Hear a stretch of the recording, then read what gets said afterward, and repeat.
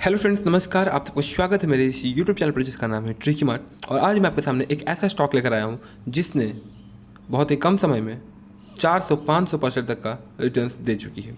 With in 6 month around 466% का returns आपको दे चुकी है।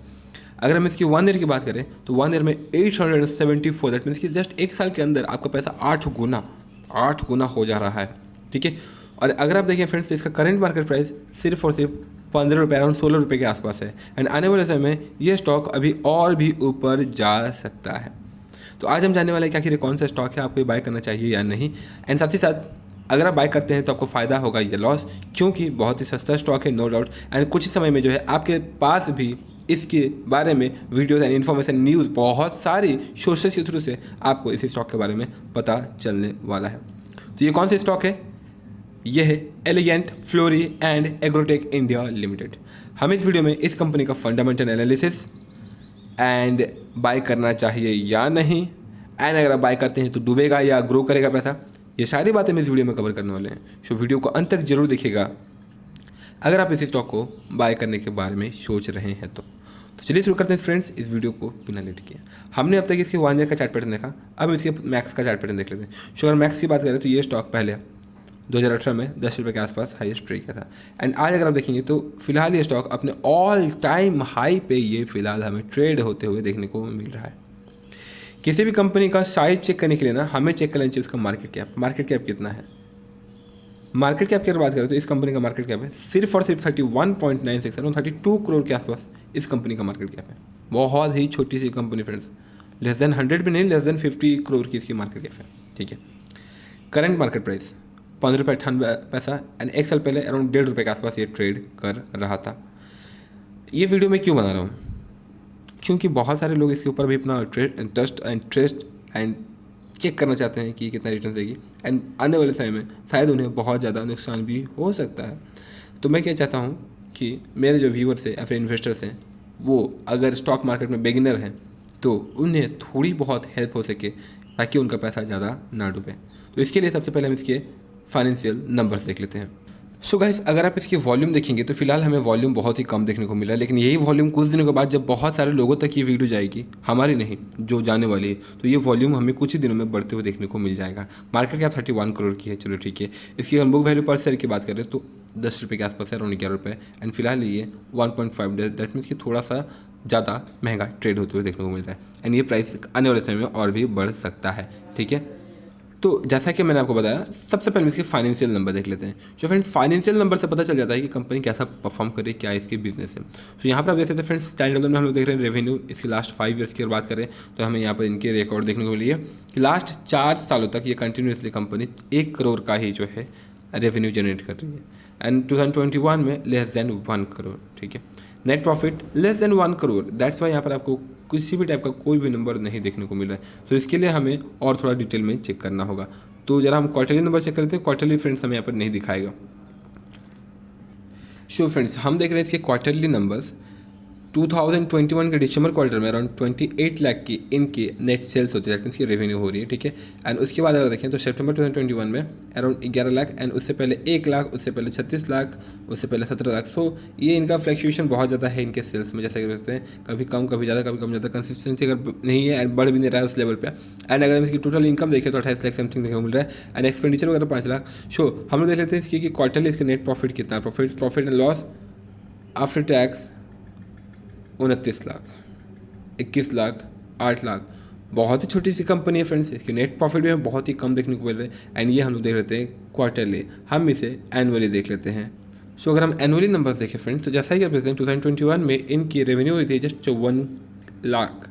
इससे पहले 1 करोड़, उससे पहले 1.67, उससे पहले 1.25, उससे पहले 1.96।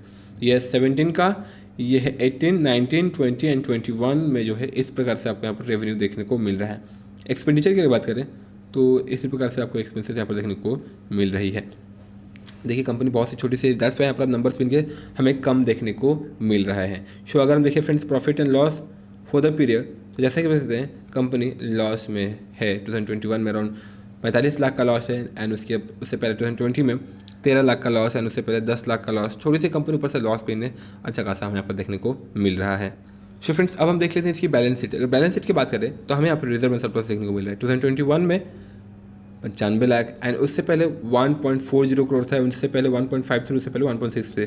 देखिए यहाँ पर होना क्या चाहिए कि कंपनी का reserve and surplus at least year on year में हमें ग्रो होते हुए देखने को मिल चाहिए, लेकिन यहाँ पर हमें ठीक ऑपोजिट देखने को मिल रहा है।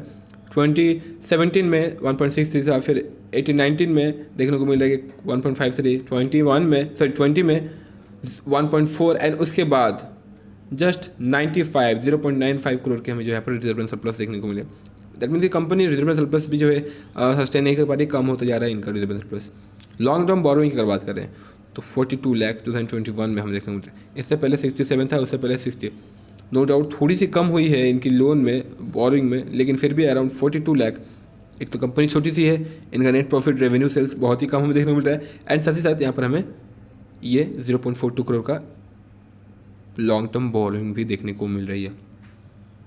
अब हम देख लेते हैं क्या कंपनी ने शॉर्ट टर्म बोरोइंग ली है। तो फ्रेंड्स हमें यहाँ पर देखने को मिल रहा है कि लास्ट 2020 एंड 21 में कंपनी जो है शॉर्ट टर्म बोरोइंग नहीं ली है, लेकिन उससे पहले इसके पास अच्छी खासी हमें शॉर्ट टर्म बोरोइंग देखने को मिल रही थी। चलो ठीक है, अब हम देख लेते हैं क्या कंपनी ने कैश एंड कैश इक्विवेलेंट लिया है। तो जब आप नीचे आते हैं तो आपको देखने को मिलेगा, देखिए कैश एंड कैश इक्विवेलेंट का मतलब यही होता है कि कंपनी के पास लिक्विड कैश कितना है। जस्ट 12 लाख, उससे पहले 46 लाख था, उससे पहले 0.47 लाख। एंड अगर ट्रेड रिसीवेबल की बात करें तो ट्रेड रिसीवेबल भी कुछ खास नहीं है, जस्ट 17 लाख। दैट मीन्स कि कंपनी बिजनेस जो भी कर रही है ठीक ठाक है, पेंडिंग पैसा नहीं रह रहा है, लेकिन रेवेन्यू या फिर नेट कैश एंड इक्विवेलेंट ये उतना ज़्यादा सेव नहीं कर रही है। कैश एंड कैश इक्विवेलेंट बहुत ही कम है। दैट मीन्स कि कंपनी कंप्लीटली डेप्ट में है। जी हाँ फ्रेंड्स, डेप्ट में हमें देखने को मिल रही है। देखिए ये वीडियो एक फंडामेंटल एनालिसिस है, तो आप ये मत पूछिएगा कि इसे बहुत सारे प्रोजेक्ट्स मिलने वाले हैं, उसका क्या, क्योंकि ये तो जापान से, चाइना से बहुत सारे कंपनीज के प्रोजेक्ट मिलने वाले। So friends all the best. अगर इसी कंपनी को प्रोजेक्ट्स मिलते हैं तो फिर आप अच्छे से आप बैठिए, पैसा कमाइएगा, लेकिन जब तक नहीं मिल जाता है तब तक क्या, आपको बस एक एक्सपेक्टेशंस बताया जा रहा है कि हाँ यहाँ पर आपको इन्हें प्रोजेक्ट्स मिलने वाले हैं। सो आप उसी एक्सपेक्टेशंस के बेसिस पर अगर आप इन्वेस्टमेंट कर लोगे, एंड जब तक कंपनी को प्रोजेक्ट मिलेगा ही नहीं तो फिर फ़ायदा क्या। प्रोजेक्ट मिले, बिजनेस अपना स्टार्ट करें, उसके बाद आप बोल सकते हो कि हाँ बहुत अच्छी बात है, अब हम यहाँ पर इन्वेस्टमेंट करेंगे। तो फ्रेंड्स अब हम देख लेते हैं इसकी शेयर होल्डिंग पैटर्न। ठीक है, शेयर होल्डिंग पैटर्न में क्या होता है कि अगर प्रोमोटर्स की होल्डिंग मोर देन 50-45% तो थोड़ा अच्छा माना जाता है, एंड अगर प्रोमोटर्स ना भी हो ना, तो यहाँ पर अगर FIS या फिर DIS हो तो फिर बोला जाता है कि हाँ चलो अच्छी कंपनी है, अच्छा खासा इनका नंबर हमें देखने को मिला है। बट अगर FIS या फिर DIS या फिर प्रोमोटर्स की भी होल्डिंग कम हो, बट अगर जो पब्लिक है, पब्लिक में बड़े बड़े इन्वेस्टर्स हैं ना, बड़े बड़े सेक्टर से इन्वेस्टमेंट हो, तो भी हम इसे अच्छी एक कंपनी बोल सकते हैं। तो हम चेक कर लेते हैं कि आखिर इसमें जो पब्लिक का सेक्टर हम देखने को मिल रहा है, अराउंड 92.25% होल्डिंग है पब्लिक की। अब इसमें पब्लिक में कौन से बड़े बड़े इन्वेस्टर्स हैं, क्योंकि यहाँ प्रोमोटर्स की अगर बात करें तो जस्ट 7.6% के आसपास जो है प्रोमोटर्स की होल्डिंग है। तो आइए देख लेते हैं। तो click on the public, and public में अगर देखेंगे तो हमें कुछ बड़े इन्वेस्टर्स नहीं, बट यहाँ पर देखने को मिल रहा है HUF, that means Hindu undivided family 10% hold किया है, बॉडीज कॉर्पोरेट अराउंड 8%, एंड उसके बाद इंडिविजुअल्स ने 4%, उसके बाद 4% और किसी ने होल्ड किया है। दैट मीन्स कि छोटे मोटे इन्वेस्टर जो है 3-4% होल्ड किया है। तो यहाँ पर आप एक ओवरऑल निकाल सकते हैं कितने लोग यहाँ पर, बहुत सारे इन्वेस्टर्स हैं जो कि 1% होल्ड कर सकते हैं, बहुत सारे रिटेल इन्वेस्टर्स यहाँ पर 1% करके बहुत सारे लोगों ने होल्ड किया है। अगर आप देखें तो एक हिसाब से हमें देखने को मिल रहा है कि अराउंड आधा 90% से आधा जो है अच्छे खासे इन्वेस्टर्स, बड़े बड़े इन्वेस्टर्स यहाँ पे हमें होल्ड करते हुए देखने को मिल रहे हैं, एंड जो रेस्ट बचाता है वहाँ पर इन्वेस्टमेंट कर रही है रिटेल इन्वेस्टर्स, लाइक हम और आप जैसे जो है नॉर्मल पीपल्स यहाँ पे इन्वेस्टमेंट कर रहे हैं। एंड उसमें से ही मान लेते हैं 20% अच्छे खासे इन्वेस्टर्स हैं जो कि हम और आप जैसे रिटेल इन्वेस्टर्स होल्ड कर रहे हैं।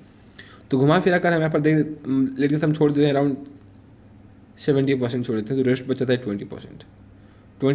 पैसा सफिशिएंट है। 20% ऑफ 30 करोड़ अराउंड 6 लाख या फिर 60 लाख के आसपास हमें चाहिए इस कंपनी को मैनिपुलेट करने के लिए, इस कंपनी के शेयर प्राइस को मैनिपुलेट करने के लिए अराउंड 60 लाख के आसपास। एंड ऑपरेटर्स, जी हाँ ये नाम हमेशा याद रखिएगा अगर आप पहली बार हमारे चैनल पर विजिट किए हैं, अगर आप स्टॉक मार्केट में पहली बार विजिट करें तो।